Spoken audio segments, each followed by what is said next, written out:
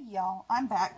I wanted to show y'all real quick how to make a quick base for a doily book or a lace book or anything you want to do to it. What I've done is, this is a smaller version than the ones I've made previously for the bigger books. This one is an oval shape that I just now came up with, cut out. And I'm going to show you a video as I try it myself because I haven't tried this before. I'm going to glue the whole thing together instead of sewing accordion folds into this particular little book. I want to try it and see how it works. And so I'm going to do it on video and we'll see. What I've done is I cut 6 because I always fold all my felt over and cut 2 at a time. So there happen to be 6 here. But I've used a cardboard template. When I cut it out, I decided I wanted what the width and the height to be. That's 4 1/4 across and 7 inches high. And what I did is I just cut out a rectangle of cardboard, folded it in half, top to bottom, bottom to top, whichever. And then I just trimmed it to make it an oval around the top and bottom at the same time so they'd be the same, leaving my edges straight on both sides so that could be the side of my book. Okay, now I have 5 of those. I think that'll make a good size book for this size. To put them together though, to make them usable, I'm going to try this little technique and we're going to see how this works. I've cut tabs to glue each of the 2 pages that touch each other together. This particular tab, honestly, I just cut from excess felt. It happens to measure 1 3/4 across and 3 1/4 inches in height because it just seems to fit well on the edge of my book. Make it any size you want. Make your tabs bigger or smaller, however you want it. And here's why I determined what I wanted it to be. On the first 2 pages of my book, not the cover, that would be the cover. Pretend this is all the way it's going to be. I'm going to turn it so that the first inside pages are together. And so that I get it even, I'm going to take out the back part of the book right now and just work with those first 2 pages. What I'm doing is I'm looking in the middle here to see how wide I want the spine of the book to be between those 2 pages. I'm taking into consideration the size of my book, how much stuff I'll probably put in it. I'm probably not going to throw in a big huge flower, for example, on a page, which will take up, that much room. The inside pages of a smaller book are not going to need to have as large a spine area as the others. So I'm going to guess about 3/4 of an inch is what I'm going to use on the inside. And I'm happen to mark it on this one just to show you the laying down of this piece of felt to hook the 2 pages together.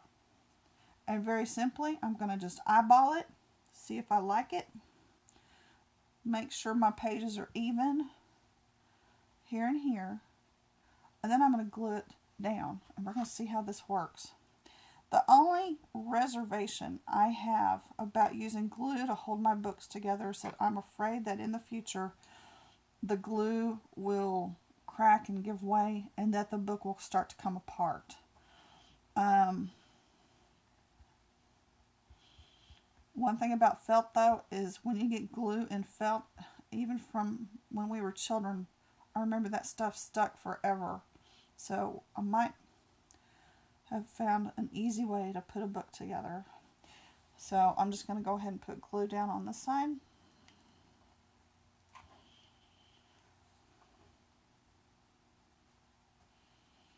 And let it sink down in there real good. Let those fibers get glue all in them. I don't have to worry about what it looks like right now because as we know when we make our books, we're going to cover it all up anyway. So what this part looks like is not an issue. Everything's going to get covered up. The next page very easily. I'm going to not make a crease, but I'm going to, well, I guess I am going to make a crease, but it doesn't have to be perfect right now.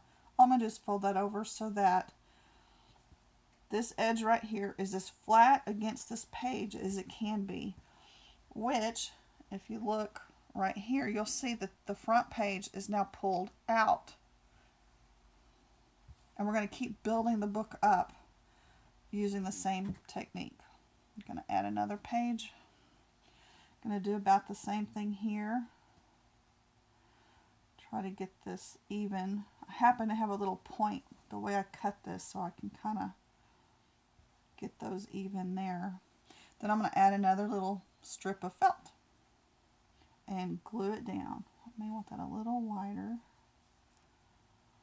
So I'll just pull that apart. And I want to see where the previous piece of felt was and try to lay it even with it, where it ends on both sides, so that they're laying on top of each other throughout the book. That looks about right. I'm just eyeballing it, glue it down. And I hope this is going to be an easy way to make a book, because it is quick, cut and felt. I think the hardest part about cutting felt is to just get the pieces even. I'm not very good at cutting felt. I don't know how y'all do it, but let me tack these pieces down first and get the middle.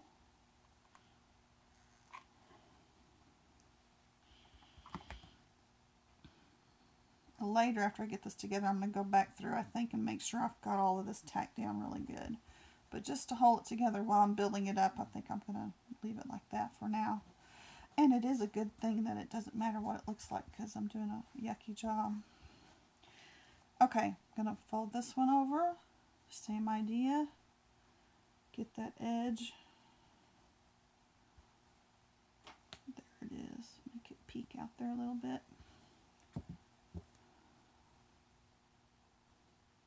Line the edges up, top and bottom, make sure they're even. And add the next piece. Oh, I hope this works out. This is really easy to do. I have tried so many ways to put a lace book together, the foundation of it. I've pulled out my sewing machine and spent lots of time trying to get everything perfect on the accordion folds. The accordion folds I like best because it really does hold a book together. And stitching, I stitch a box all the way along each side of a page when I'm doing the accordion folds, which I may do a video and show you that later. But really, if this works, I may just continue to do it this way. For time's sake, I'll tell you this is going to be the way to do it. Even that back up, it moved. There we go. Push all that down in there. And I've got one more page to do, and I hope this works. Here's the idea. I don't know if y'all can see that well or not, but I'm splaying out the pages so that they don't come into contact on the back. And when I open it up, I'll show you exactly what the idea is about that. I'm leaving room so that when I fill each of the pages with goodies, it won't be odd shaped. And I think I prefer it that way. Those other methods are so easy to do. Some of them just, sew a strip down two sides and you're done. But I have a problem with putting too much stuff in a book. I think is the problem I have. And I think I'm going to go with that. Glue it down.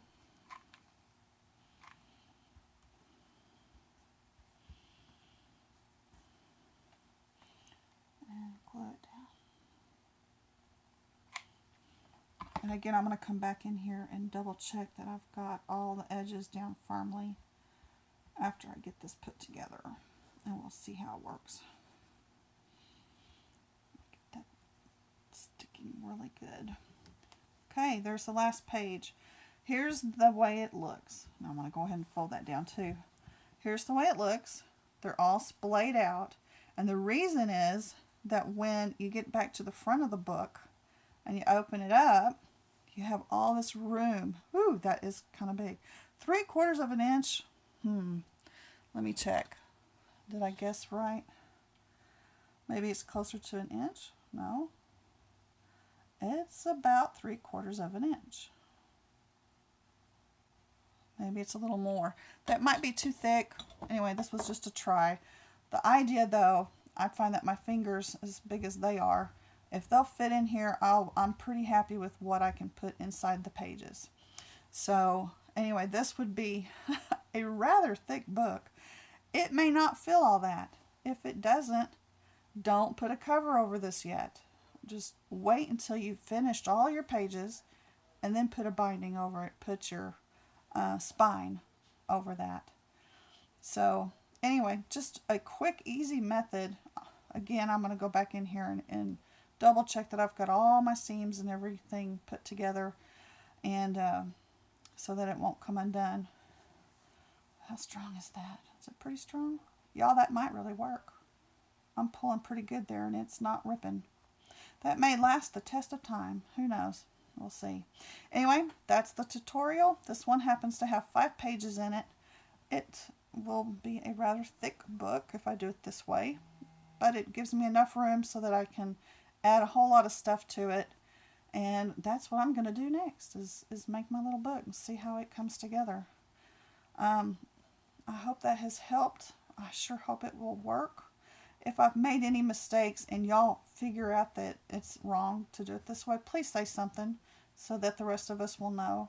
And I appreciate you watching. Thank you. Have a great day, y'all.